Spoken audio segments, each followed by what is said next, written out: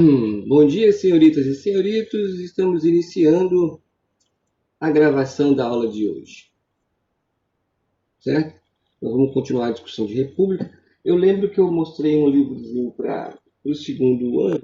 Não lembro se eu mostrei esse aqui para vocês que chegou para nós essa semana, né? E a gente vai começar a brincar com ele, certo? Esse livrinhozinho aqui, essa Fiote, a mulher na sociedade de classes, certo? Bem interessantezinho. Quem tiver interesse, é um livrozinho um pouco mais denso, certo? Mas não, ele é pessoal. Mas eu vou sugerir para Sandra, certo? Vou sugerir para Sandra, porque assim, a gente começa a olhar, de cara ela já manda já tem uma reflexãozinha aqui bem interessante.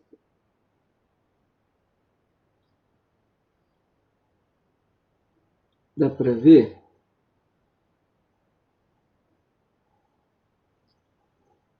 Não existe. Dá para ver?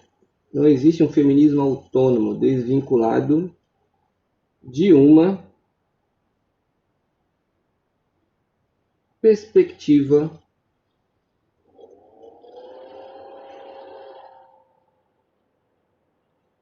de classe. Não existe um feminismo autônomo desvinculado de uma perspectiva de classe, certo? Ou seja, do lugar de onde a pessoa está, né? Você lê o mundo, entende o mundo, avalia o mundo a partir do seu lugar, né? O lugar que você ocupa, né? Daí a importância da leitura, do estudo, da criticidade, onde você seja capaz de enxergar o lugar que você pertence, né?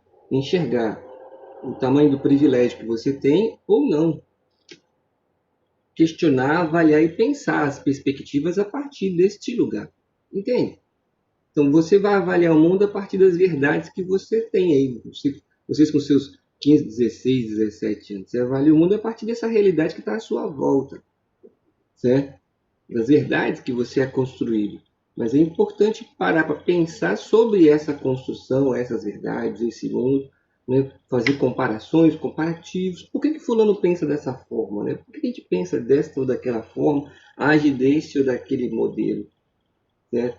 No caso aqui, ela está falando de feminismo específico. Né? Quando fala em feminismo, né, da condição da mulher, né, de qual mulher nós estamos falando, da branca, da mulher negra, né, da rica, da pobre, né? São visões de mundos distintos. Não pode imaginar que todo mundo está abarcado dentro das mesmas condições, certo? É importante. Por que tem mulheres que defendem esse mundo patriarcal e machista? Né?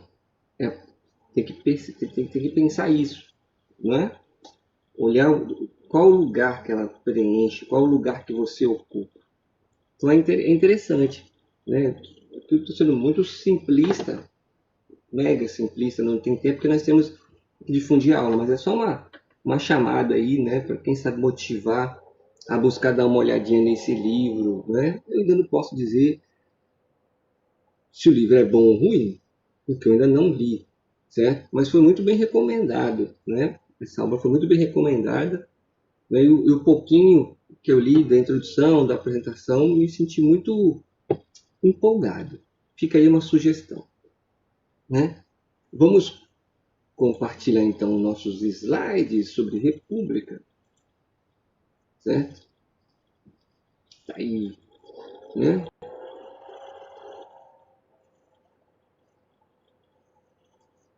Os nossos slides, sei que está apresentado para vocês, nós já discutimos, né? Só para a gente fazer um remember aqui, recordações. Deixa eu ver se está tudo desbloqueado. Está tudo desbloqueado. Bom, tá aqui. A gente está falando da República Oligárquica, né?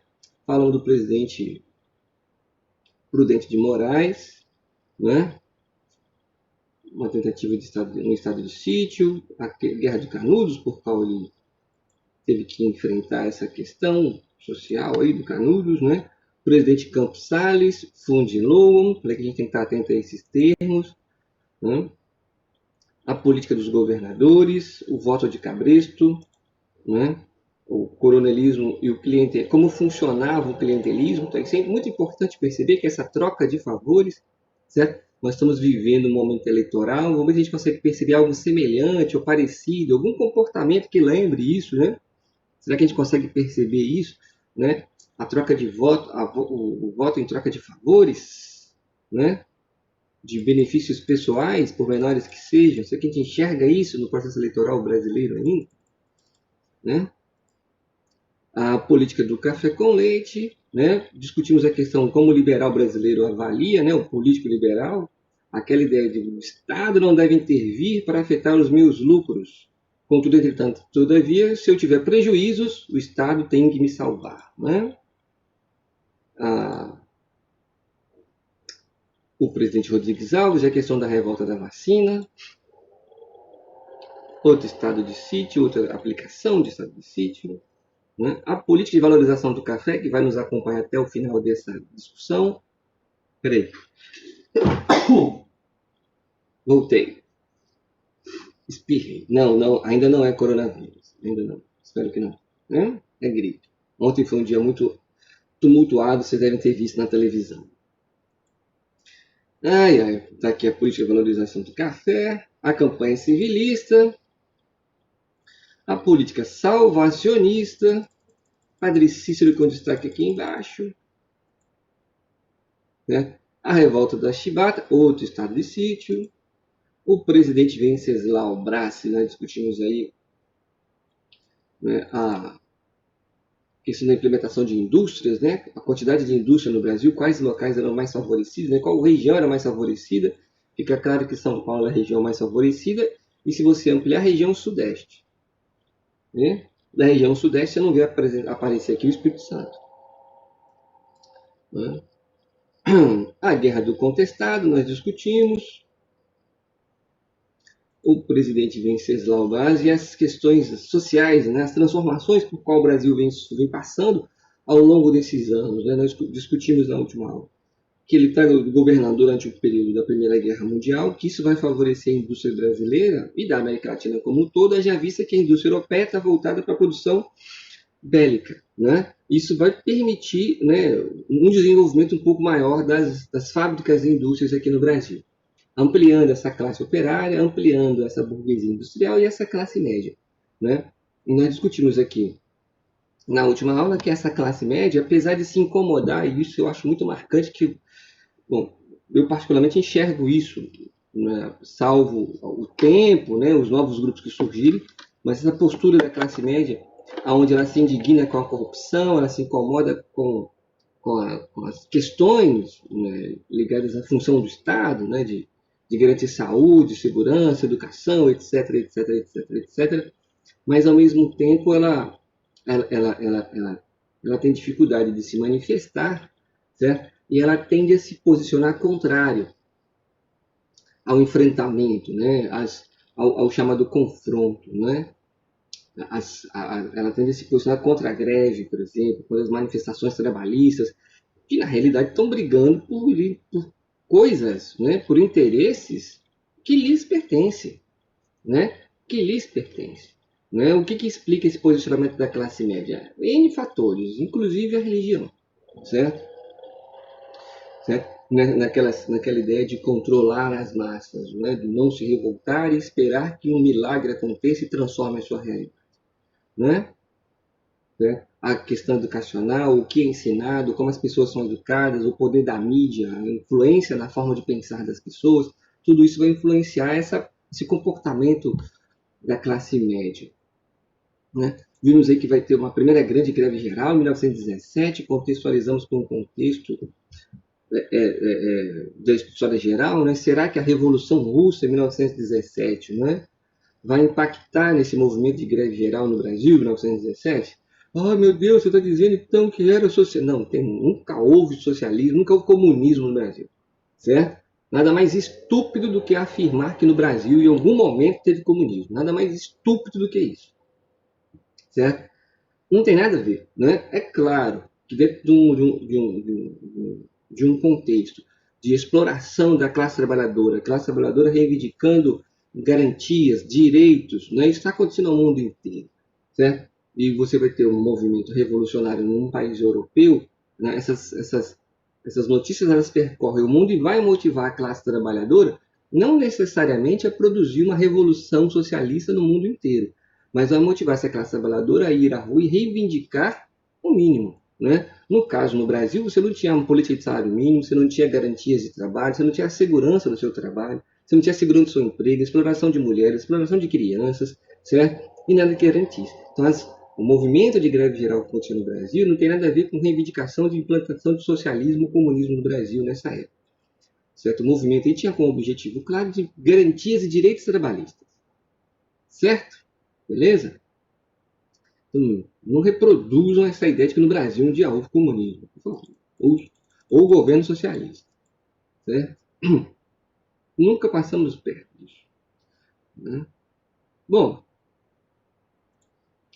o presidente em questão de hoje, né, o penúltimo que nós vamos falar, né, o presidente Epitácio Pessoa, de 1919 a 1922. Certo? Nunca se esqueçam de dar um oi de vez em quando aí, por favor, não me deixem só, né? Mexe o copo, por favor, na nossa mesa aqui, não me deixem só, até para eu saber que, né, tá todo mundo presente, certo? Por favor aí. Então, obrigado, Bruno. O sucessor eleito foi o Rodrigues Alves, né? Aquele mesmo, né? Que já havia sido presidente do Brasil anteriormente, mas ele falece, né? Ele vai morrer no início do seu governo. Assume então Delfim Moreira, provisoriamente, que pela Constituição deveria convocar eleições que seriam vencidas pelo paraibano Epitácio Pessoa, anti-florianista, ou seja, ele tem problemas com as Forças Armadas, e é apoiado por Minas e São Paulo. Observa, tá aqui, ó, política do café com leite, necessariamente você não vai ter um presidente que seja paulista ou mineiro, mas um que seja apoiado por eles, certo? Um que seja apoiado por eles. O que esse antiflorianista faz então? Substituir as pastas ocupadas por militares por civis. Como assim? Seria você imaginar hoje quem é o nosso ministro da Saúde no Brasil hoje, né? O nosso ministro da Saúde é um militar, ou seja, essa pasta ministerial ocupada por um militar seria retirada desse militar e entregue para um civil, por exemplo, para um médico, que seria mais lógico, né? Então, se você olhar no Brasil hoje, certo? O governo brasileiro hoje, as pastas, né, diretivas, né, que dirigem o país estão ocupadas por militares em todos os cantos, certo? O que o Epitácio Pessoa fez na época do seu governo foi retirar as pastas ocupadas por militares, certo? E devolver essas pastas, entregar essas pastas para civis. Como assim para civis? Ora, a policial civil? Não, óbvio que não, pelo amor de Deus, né? É isso que eu dizer. Civil é o seguinte, ora, bolas, o ministro da Saúde vai ser um médico, não é? Quem vai discutir as questões da educação vai ser alguém ligado à educação. Quem vai discutir a questão da agricultura vai ser alguém ligado aos interesses da agricultura e por aí segue. Entendeu? É claro, né? É óbvio que isso vai gerar um descontentamento das forças armadas, né, dessas forças militares, porque você reduz o poder de influência dessas forças armadas no governo, certo? Então, hoje no Brasil, hoje atualmente no Brasil, você tem uma grande influência das forças militares no poder, porque eles ocupam diversas pastas, certo? O período histórico que nós estamos discutindo aqui, de 19 a 22, no momento que se retiram essas pastas desses militares, eles são enfraquecidos, certo?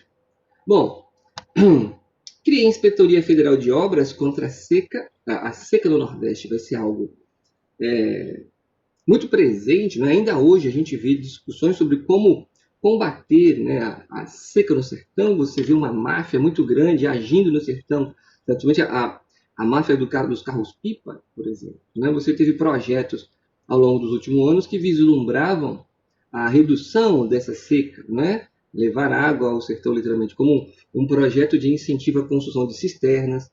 Certo? Você tem aí a política de deslocamento, né, do Rio São Francisco, né, criar braços desse Rio São Francisco, que levasse água a questões, a regiões desse Nordeste, onde a seca é algo bem presente, políticas que vêm sendo tomadas ao longo dos anos, certo? Que têm tido um impacto positivo nessa região. Né? Cabe uma pesquisa sobre isso, né? Sobre essa questão da água e as políticas públicas, né, de combate à seca. Sugiro a vocês, né, ler sobre isso, essas políticas públicas de combate à seca, né, principalmente nos últimos 20, 30 anos, certo? Isso é importante. Reinicia a importação de manufaturados, ou seja, bom, findada a guerra, a gente volta à nossa condição atual, certo? Quem está à frente do poder é a oligarquia agrária, certo? O que vai se tentar recuperar é aquela política de valorização do café. O que é a política de valorização do café? Bom, lembra? São medidas tomadas pelo governo que vislumbram a valorização do café. Todo recurso, ou a maioria dos recursos do Estado, eles devem estar voltados para garantir o lucro dos produtores de café, certo? Quem deve ser favorecido com todo o pensamento econômico está voltado para o desenvolvimento da produção cafeeira, certo? Aí o restante ele colhe as sobras, certo? Então, baseado nessa política de valorização do café, implementada lá atrás, nós já vimos, certo? Reinicia-se então a política de importação para satisfazer o estrangeiro, certo? E a gente começa a perceber no Brasil uma mudança, né, em relação à nossa dependência econômica, que até esse momento é predominantemente inglesa, certo? Os Estados Unidos começam a assumir essa condição aí de, vamos dizer assim, garantidor do Brasil. Não é? Aqui, ó, a Inglaterra. A dependência em relação à Inglaterra passa a ser dos norte-americanos.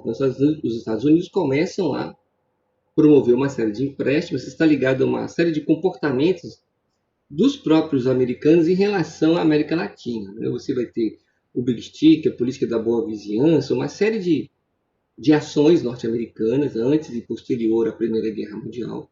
Certo? Vocês devem ver isso em história geral. Certo? Que estabelecem as ações norte-americanas para garantir a sua hegemonia sobre esse continente americano como um todo. Certo? Então, aquele avanço que a indústria nacional vinha alcançando, ele vai ser retraído, ele não cessa, mas ele vai ser retraído, né, freado, devido à recuperação dessa política de valorização do café. A inflação aumenta, o custo de vida aumentou. Quem é afetado pelo custo de vida? Essa chamada classe média. Né? A gente está vivendo isso no Brasil, a inflação no Brasil está aumentando, o custo de vida aumenta. Prova que o custo de vida está aumentando no Brasil. Olha o preço do arroz, olha o preço do leite, olha o preço do queijo, olha o preço das frutas, legumes e verduras. Né? Vai fazer supermercado, pergunta para o seu pai quanto que ele gasta semanalmente no supermercado. Se ele for toda semana no mercado, se ele está gastando menos ou a mesma coisa. Ele está sempre gastando um pouco mais. Então, o preço das coisas estão aumentando, mas o salário permanece o mesmo. O custo cada dia fica mais caro. Beleza? Então, o preço das coisas está aumentando, mas o salário permanece o mesmo. Então, o custo de vida está aumentando. Você cada vez mais tem que escolher o que você vai adquirir. Né? Quais são as prioridades. Né? Quais são as prioridades? Né? Mediante a isso, o governo se recusa a aumentar salários. Certo? Os salários não serão aumentados. Lembra, nós estamos vivendo um contexto. Olha o contexto que a gente está estudando. Certo? Olha as tensões que a gente já começou a discutir no Brasil. Nós estamos tendo aqui as greves reivindicando transformações no que diz respeito às garantias trabalhistas, né? Aos governos trabalhistas. Você já tem aqui movimento sindical. Você tem aqui o movimento sindical. Você vai ter aqui o surgimento de partidos, revoltas por parte das próprias Forças Armadas. A gente viu a revolta da Chibata. Certo? Então, existe um momento de tensão no governo brasileiro. Certo? As manifestações trabalhistas movidas pelos sindicatos que surgem, certo? Vai fazer com que o Estado age de forma violenta em relação a esses movimentos. Daqui, ó. Diante disso, o que o Epitácio Pessoa faz? Mediante as manifestações trabalhistas, ele promulga a lei de repressão ao anarquismo. Ou seja, o Brasil é uma república federativa democrática. Mas você não pode ter uma visão política opositora ao governo. A gente vive isso hoje, se você parar para prestar atenção. O jogador de futebol faz gol, ganha título e oferece ao presidente. Beleza. A jogadora de vôlei fez uma manifestação contra o presidente, está sendo julgada pelo STJ, certo? E ela pode vir a ter que pagar a indenização porque ela fez uma crítica ao governo. Ora, bolas. Como é que explica isso? Certo? Muita atenção. Todo mundo que está se manifestando contra o governo atual está sendo perseguido. Não tem ninguém ainda. É claro, é uma perseguição diferente, mais sutil, mas presta atenção no que está acontecendo. Assiste o jornal, lê as notícias, lê o rodapé, não lê só a manchete principal.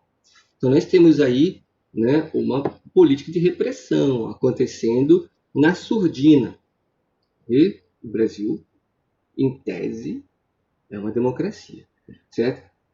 Mas quem está se opondo ao governo, né, está sendo perseguido. Está claro, está nítido. Ah, eu concordo. Muito cuidado.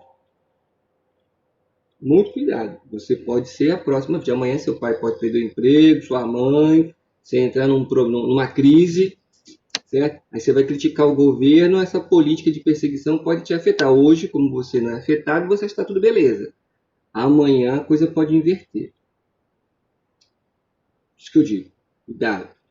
Certo? Cuidado. Beleza? Muito cuidado. Independente de qual seja o governo, a gente sempre fala isso. Né? Você pode ser a favor do governo, mas você tem que estar atento às políticas desse governo e perceber se ela um dia pode te trazer dano, prejuízo, né, à sua liberdade. É esse que é o ponto, certo? Então se cria aqui a lei de repressão ao anarquismo. Qual o objetivo? Perseguir trabalhadores, né, líderes sindicais, esses indivíduos que estão nas ruas, né, promovendo ou defendendo, né, greves em nome de direitos, né, ou criticando essa política econômica do governo. Bom, uma série de eventos aqui, né? Nas eleições de 1822, São Paulo e Minas Gerais lançam o candidato mineiro Arthur Bernardes, né? Seria o candidato da situação. Rio de Janeiro, Rio Grande do Sul, Bahia e Pernambuco desafiam as oligarquias dominantes, ou seja, o que a gente percebe lendo essa primeira frase? Que essas oligarquias, né, está havendo entre elas, essas oligarquias, um desacordo. Lembra? Né? Oligarquias de outros estados almejam esse controle político do país. Certo? Já não estão todos tão alinhados com Minas e São Paulo como em anos anteriores. Percebe isso? É claro? E lançam Nilo Peçanha como uma reação republicana, né? Uma nova dissidência entre essas oligarquias. Isso é muito importante. A imprensa entra na disputa, veja só, né? A gente começou discutindo por que a classe média tem esse comportamento. Aí nós demos alguns exemplos, falamos da igreja, falamos do processo educacional, falamos da televisão, hoje, né? Nessa época você não tem TV, você tem jornal e rádio, né? A imprensa entra nessa disputa, ora apoiando um, ora apoiando o outro. O jornal carioca, o Correio da Manhã, passa a publicar uma série de cartas atribuídas ao candidato Arthur Bernardes, certo? Que era o candidato da situação, onde esse criticaria o exército acusando a instituição de corrupção e imoralidade. Mesmo sendo comprovadas que as cartas eram falsas, ou seja, a divulgação de fake news, certo? A divulgação de fake news, se fosse hoje seriam PowerPoints, né? Se fosse seriam PowerPoints, né? O clima de animosidade entre o candidato e os jovens tenentes estava firmado. Então você vê que essa política de divulgação de notícias falsas, né, da imprensa tomar um lado, seja pró ou contra, isso quando você assiste, dependendo do canal que você estiver assistindo, é uma festa, não é? Se você assistir SBT, Record, você vai ver uma linha de posicionamento, né? Se você assiste Globo, você não sabe qual é o posicionamento. Uma hora ela bate, uma hora você assopra, né, a SBT e Record são claros o posicionamento dela em relação ao governo, certo? E você vê que ali você tem pessoas que exercem influência sobre os telespectadores, né? Os telespectadores com pouca capacidade crítica tendem a abarcar algumas verdades que não são verdades. Hoje a festa é youtubers, né? Quantos youtubers tem aí tentando se apossar do comportamento político dos chamados gamers, né? O alvo dessa rapaziada são esses gamers jovens, né? No momento de desenvolvimento e de envolvimento político, isso está bem acirrado.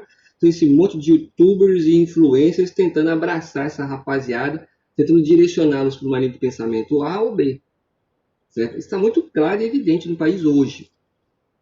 Né? O que não falta é demente nessa lista. Certo?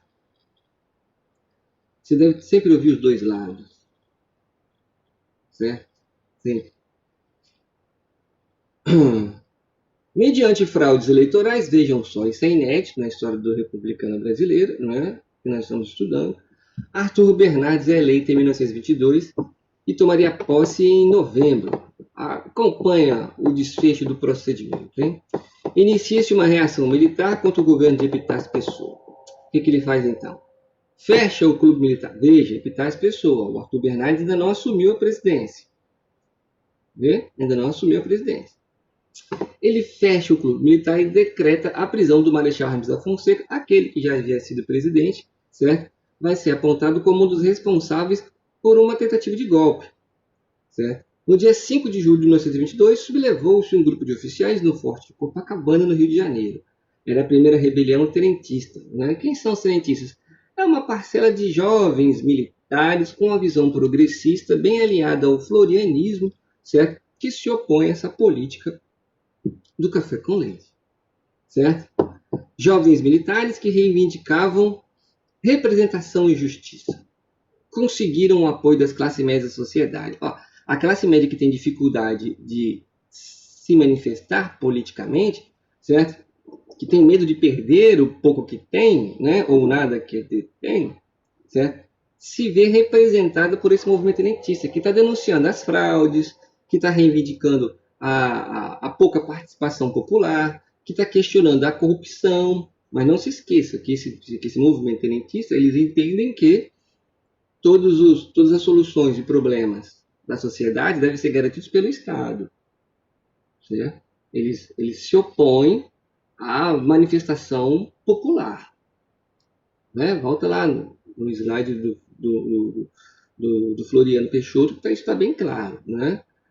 Você deve ser pacífico. O Estado vai garantir a você. O Estado assume uma postura paternalista. Então você não precisa se manifestar. É ordem e progresso. Certo?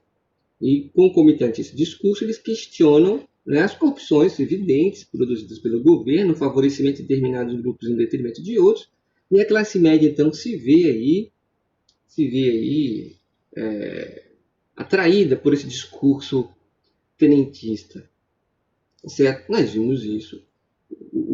O lavajatismo é um claro exemplo disso. Né? Um discurso moralista, anticorrupção, que favorece um lado em detrimento de outro. Totalmente parcial. Completamente parcial. Certo? Mas como ele tem um discurso, uma bandeira anticorrupção, né? As pessoas abraçaram aquilo como se aquilo fosse resolver todos os problemas da sociedade. O que nós percebemos? Que determinados grupos foram perseguidos e outros foram protegidos por essa luta contra a corrupção. Então, tem que se tomar cuidado. Nós não estamos dizendo aqui que a corrupção não deve ser combatida, mas atentar para o discurso produzido por quem defende determinadas bandeiras, determinadas batalhas. Certo? Mediante esse movimento, o que o Congresso faz? Não? Aprova a decretação de um estado de sítio inédito na República Brasileira. Veja só, nós temos quantos anos de república? Nós não temos 40 anos de república. Quantos estados de sítio já foram implementados no Brasil? Quantas tentativas de golpes já foram apresentadas nessa República Brasileira? Certo? Decididos a morrer pela causa, 17 oficiais e um civil deixaram o forte e enfrentaram as tropas oficiais. É o evento que recebeu o título de Os 18 do Forte, Eles saem às ruas e enfrentam as tropas nacionais, né? As tropas oficiais do Estado, certo? Na realidade, o povo só. Você não vê essa classe média se mobilizar, né? Porque ela não se envolve, né?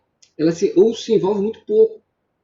Vê, vê lá em cima, como a gente colocou, ela se opõe às manifestações, ela não abraça a causa, ela não abraça a luta. Para muitos, certo? Esse estabelecimento da força para implementar a ordem, isso é aceitável.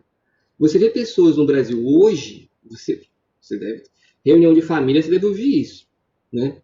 Indivíduos que defendem a volta da ditadura. Como é que um indivíduo defende a volta da ditadura? Como é que você defende a perda da sua liberdade, da sua autonomia? Como que você defender a volta da ditadura é abrir mão da sua liberdade, da sua autonomia. É abrir mão do seu direito de se expressar, certo? As pessoas querem ter o direito de expressar suas verdades, elas não querem ouvir as verdades opositoras. Esse é um ponto importante, certo? Esse é um ponto importante. Mesmo? Vê, você, reunião de família, eu vi isso, na ditadura que era bom. Como assim era bom, filho?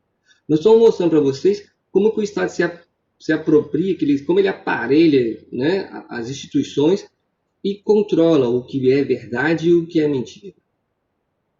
Certo? Como ele controla isso? Né? E nesse embate aí, dos 18 do Forte, somente 2 vão sobreviver. Os outros vão morrer no conflito. Tá aí a fotinha dos 18 Fortes. Ah, o civil aqui no meio, né? Armado. Aqui é o Forte. Quando você for ao Rio de Janeiro, né, o Forte Copacabana, você vai lá, visita o Forte de onde houve o evento. Não sei se vocês já tiveram a chance de ir lá, não é? Beleza? Então tá aqui. Ó. Presta muita atenção em todos os eventos que estão acontecendo nesses últimos 20 anos que nós estamos estudando. Certo? Em todos os eventos, em todas as políticas de governo. Food Law, políticas dos governadores, a política de valorização do café, a política salvacionista. Muito importante estar atento a isso. E aos eventos, você está vendo na série. Canudos, o Estado, o 18 Forte, as greves operárias, a Semana de Arte Moderna. Vocês devem ter visto, com certeza vocês viram isso, com a professora de literatura Carlos deve ter comentado com vocês. Se não comentou, vai comentar. Né? A Semana de Arte Moderna está em meio à efervescência urbana de São Paulo, em fevereiro de 1922, no imponente Teatro Municipal de São Paulo. No dia que você for em São Paulo, sugiro que você vá ao Teatro Municipal. Se você tiver a oportunidade de assistir uma peça ou alguma coisa que lhe apresente ali, vai, assista. Nem que seja só para visitar, né? Ele tem os horários lá de visitação. É realmente muito bonito o Teatro Municipal de São Paulo. É uma experiência. Você não precisa ir para a Europa para se deslumbrar com coisas bonitas, né? Nós temos aqui muitas coisas bonitas. Né? E ali no Teatro Municipal aconteceu a Semana de Arte Moderna, onde, sob vaias, assobios, e ficou vaias 2 vezes, sob vaias, assobios e mais vaias, então, já que a gente repetiu, né?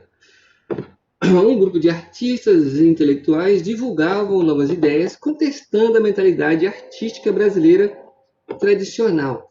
Eu acho legal ler isso porque nas pessoas mais velhas você ainda tem esse conceito do que é cultura, do que é bom, do que é ruim, né? O conceito de cultura para muita gente do Brasil é um conceito de cultura elitista, né? É um conceito de cultura, certo? Ah, não, isso não é legal. Né? Cultura é ouvir. Bom dia. Cultura é ouvir, por exemplo, música clássica, baixo. O cara não está entendendo nada. Possivelmente ele nunca ouviu uma ópera inteira, né? Porque no final ele acha chato pra caramba, mas ele acha que aquilo é porque é coisa de rico. Então, a cultura, para essa classe média, vamos dizer assim, né, que pensa que é rica, cultura é participar do que o rico participa. É por isso que durante muito tempo o samba foi visto como algo ruim, marginal. né? O samba foi visto muito tempo como algo marginal, certo? A década de 80, ontem, hein? Se você quisesse ir ouvir um samba, participar de uma roda de samba, você tinha que ir na periferia, né? E ai de mim, classe média e na periferia, que na periferia pobre, né? Um monte de gente pobre, né? Não vou, não vou. E aí, né? Deram uma pitada ali, perceberam que aquilo ali tinha potencial econômico, né? Gourmetizaram o samba e surgiu um monte de banda de pagode, né? Os caras vestidos de terno, fazendo um passinho, um para lá, um para cá, um para lá, um para cá. E aí você criou, né, shows e eventos, e aí você disseminou, e o samba acabou ganhando um espaço do qual ele tem direito, né? Deveria ocupar de forma mais efetiva, afinal de contas é a música popular brasileira, né? O samba, né? Assim, a bossa nova, entre outras vertentes culturais, certo? Que vem assim, confrontar e competir espaços com esse modelo de arte europeu, vamos dizer assim, né? Você vê hoje a tentativa de depreciação do funk, certo? Ah, porque o funk isso, ah, porque o funk aquilo. Ora, o funk é uma expressão cultural da massa. Ah, mais o quê? Porque ele tem palavrão, né? Porque ele é sensual. Ah, eu particularmente, não gosto do estilo de música do funk, né? Contudo, entretanto, todavia, eu nunca vou tacar pedra num movimento popular, certo? Um movimento popular, certo? Você tem que saber entender e enxergar aquele contexto, certo? O fato do estilo de música não me ser agradável não significa dizer que eu não enxergue ali, naquela música, naquele videoclipe, na fala, certo? A denúncia, crítica, reivindicação, certo? Certo? Reivindicação, certo? A gente discute isso, né? Reivindicação. É importante demais perceber isso, certo? É importante demais. Ah, o Lundu, né? Aonde que a gente vê o Lundu, Bruno? Né? Aonde, não é? Passa na televisão? Não passa, né? Pois é, pois é. Pois é. Nesse, ao final dessa, a gente vai falar sobre o samba, né? No próximo momento de República, a gente vai ter algumas atividades relacionadas ao samba. A gente fala tanto do samba e nós vamos falar do funk também, ainda nesse ano, certo? Como expressão popular. O que a gente faz? A gente marginaliza os movimentos populares. Ah, porque lá no show de funk as pessoas usam drogas. Ah, beleza, no show de rock and roll ninguém usa drogas, certo? No baile do Mandela tem droga e gente armada. Aham, nas festas lá na Praia do Canto do Triângulo, ninguém tá chapado vendendo drogas alucinógenas, não é? E armado ali, ninguém tem. Mas o Estado age diferente nos dois eventos. No Mandela é tiro, porrada e bomba. Lá na Praia do Canto, por favor, senhor, o senhor poderia baixar o som do seu carro? Né? São formas de se enfrentar diferentes. É importante perceber isso, né? A cultura popular de raiz. Você não precisa gostar, você não precisa ouvir, você não precisa comprar o CD, mas parar, tentar e respeitar e defender esse movimento, até porque a periferia não tem dinheiro para ir no teatro. A periferia não tem dinheiro para assistir ópera, a menos que seja apresentado de graça. E mesmo que seja oferecido de graça, ela precisa entender o que é aquilo. Não é porque é de graça que eu sou obrigado a gostar e bater palma. Certo? Ah, não foi porque não quis, era de graça. Não, filho, não sei nem o que está acontecendo. O que é isso, hein? Você falar em bar, Chopin, Brahms, eu pensava que você está convidando para sentar no boteco, tomar cerveja e tomar torresmo. Né? O que você está fazendo? Bar, Brahms, Chopin. Né? Eu quero. Vamos tomar duas. Né? Beleza? Então a gente tem que estar atento a isso.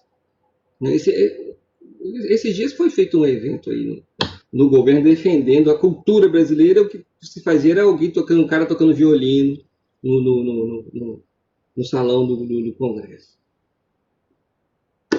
Né? Inaugurava-se o modernismo no Brasil. Criticavam a submissão às correntes culturais europeias. É isso. Né? Esse termo aqui é importante.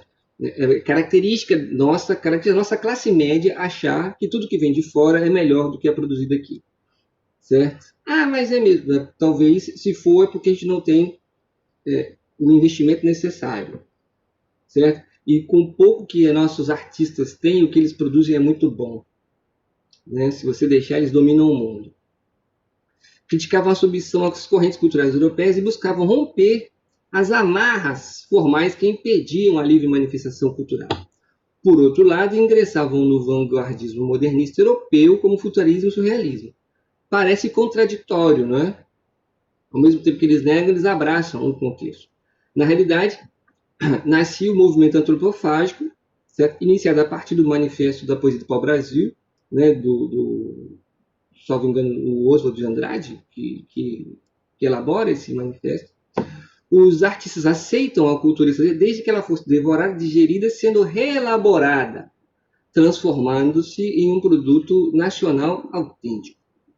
Certo? Um produto nacional autêntico. Você, apesar de seguir aquela tendência, o que eu vou representar, baseado naquela tendência futurista, surrealista, é a realidade brasileira. Né? É o indivíduo brasileiro, é isso que eles estão propondo. Certo? A gente vai ver com alguns exemplos de quadros logo em seguida.